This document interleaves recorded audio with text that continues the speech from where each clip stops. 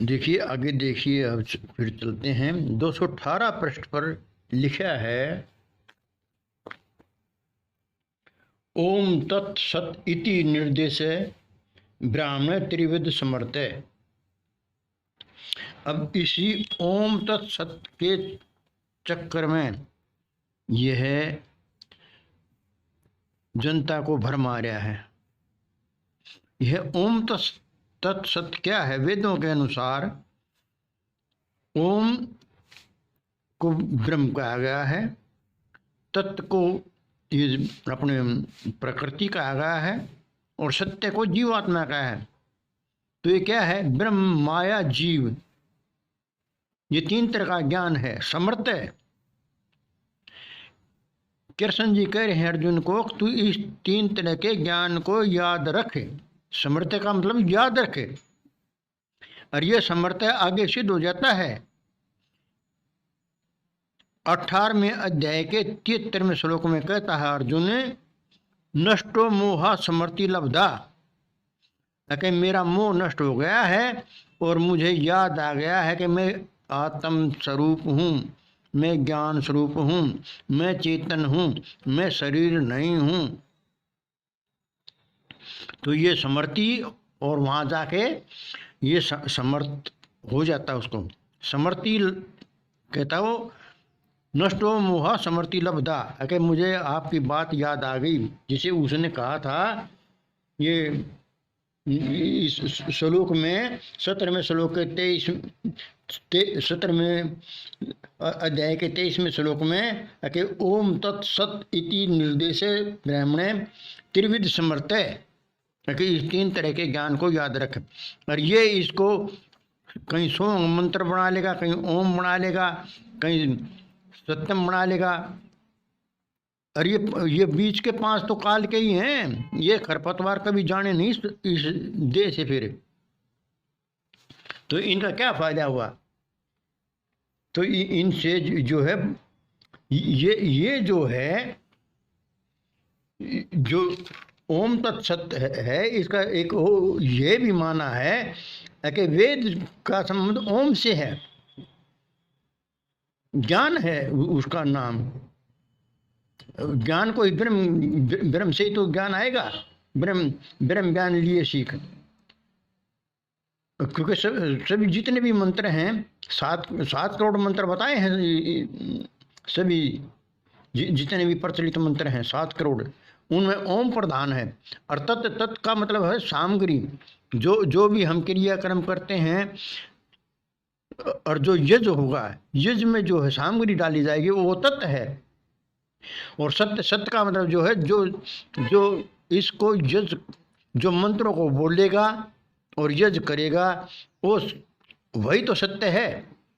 वो जीवात्मा तो करेगा सभी क्रियाक्रम, यज्ञ भी करेगा, तप भी करेगा, दान भी करेगा, जो भी कुछ करेगा वो सत्य शब्द से संबंध रखता है। फिर वो शब्द सत्य होते हैं, सत्य ज्ञान के आधार पर होते हैं। और वो सब सत्य ज्ञान के आधारित पर क्या होता है? वो आत्मिक ज्ञान होता है सत्य। और सब जो है वो सत्य नहीं माना जाता, वो तो प्रकृति से संबंधित होता है, और प्रकृति नाशवान है।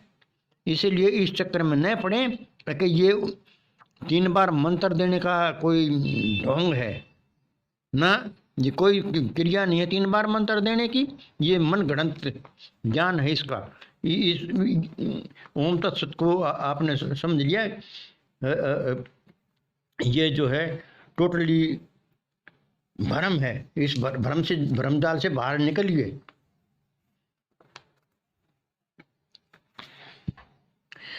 पृष्ठ 220 पर जो लिखा है कि मुझे शास्त्रों का ज्ञान है,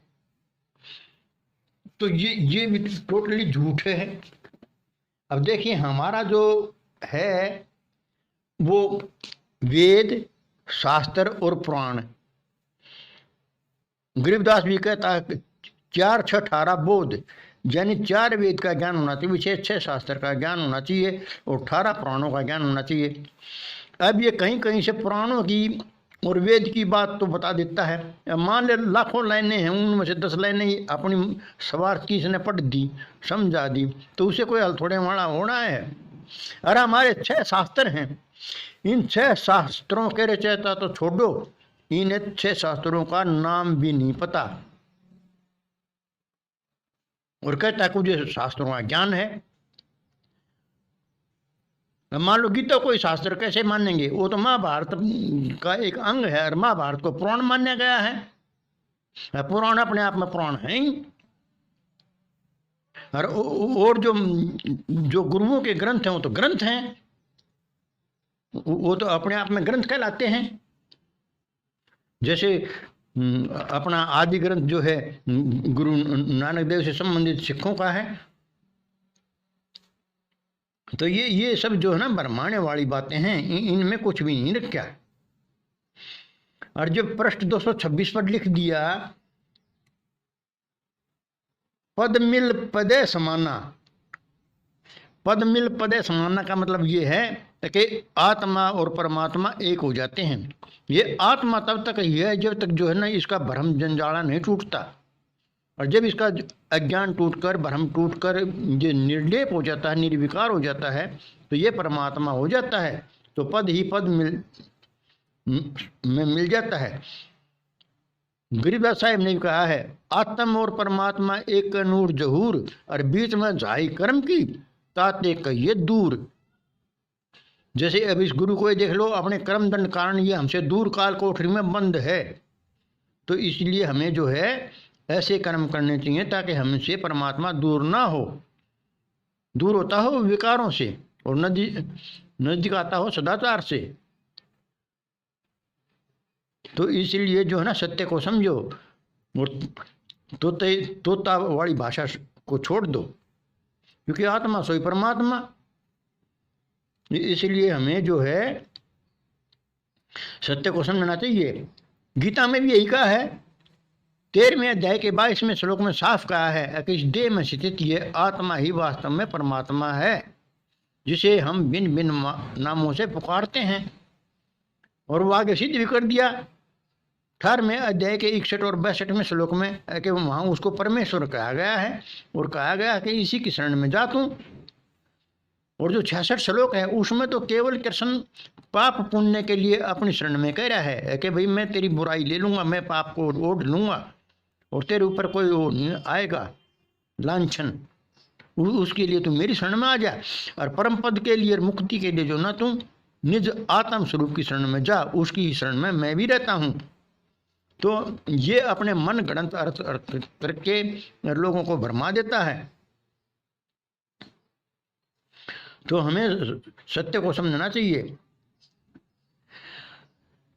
और 227 पृष्ठ पर जो साखी लिखी है ये गलत है और मन गणंत है।